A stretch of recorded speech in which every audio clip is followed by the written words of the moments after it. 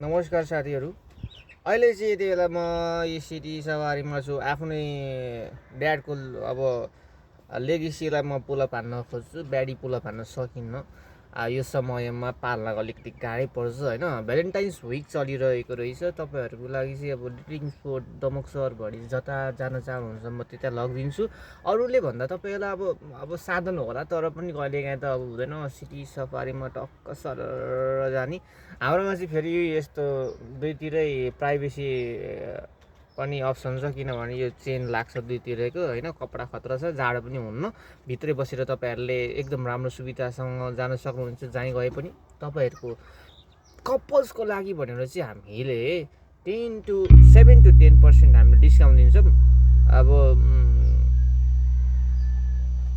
मलाई नि खोजिदिनु भने त अब खै फ्रीमा पनि जान सक्नुहुन्छ, मैले आफै भाडा हाल्न सक्छु।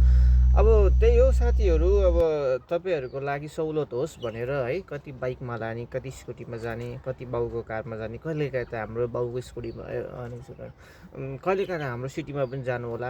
हामीले पनि त गरी खानु पर्यो देशमा बसेर भएन भन्नुभन्दा यहीँ बसेर केही गर्नु भन्ने सोचमा म अघि बढ्दै तपाईँहरूसँग बिदा लिन चाहन्छु। जय नेपाल।